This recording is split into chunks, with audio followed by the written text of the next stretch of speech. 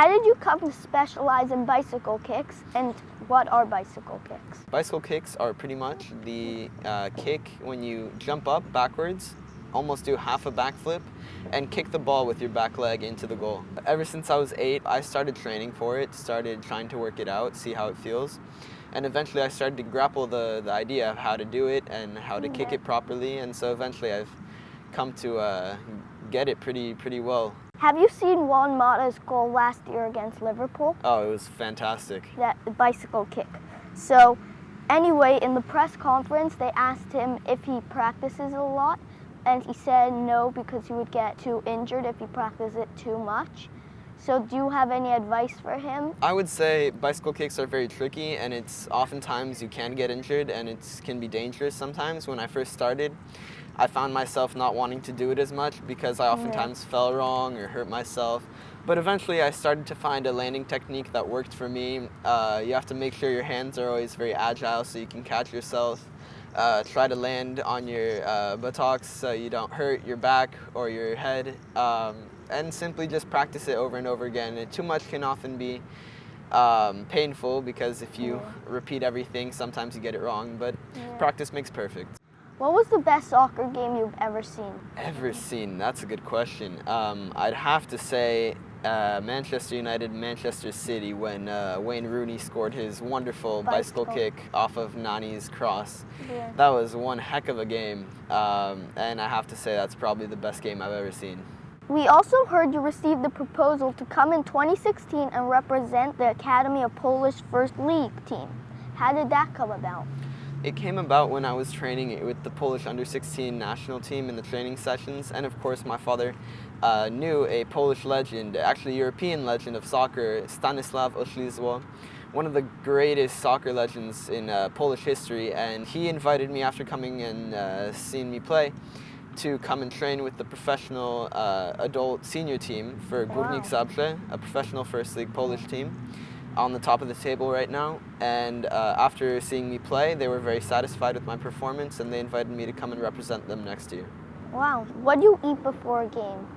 Eat before a game, very good question. I'd have to say my best meal before a game is most likely poached eggs or scrambled eggs in order to get protein, and probably a banana or so to fill up my potassium and to give me energy.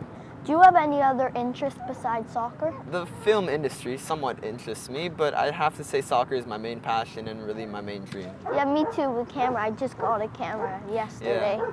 It's interesting, but like I said, soccer is my main thing right now. Yeah, me too. I've read that you were team captain. As a young leader, what kind of things do you tell your team at practice before the game or at halftime to motivate them? I'd have to say every time we have a break, honestly, in the game or halftime or before games, before practices, during practices, I just got to get my team to focus, motivate them by telling them they just got to pick up the performance. You never have to give your team bad comments. It's always compliments in order to make them feel good. You have to motivate them as much as you can by telling them honest things in order to get them to improve their performance. Tell them what you're trying to achieve. That always helps by setting a goal for your team to achieve. That's the main idea. Yeah, I also do that because I'm also team captain that's for great. my team. Yeah. So, I believe you are known by your teammates as the Viking. Can you tell us why?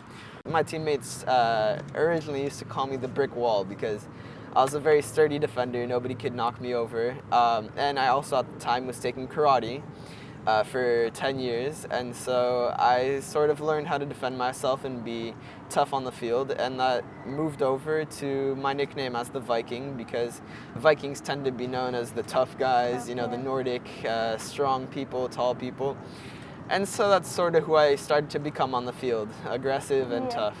And what karate belt did you end up being? I ended up earning my black belt at the age of 9, youngest black belt in my studio, and it always carried over into my year if it's discipline or toughness, as I said, yeah.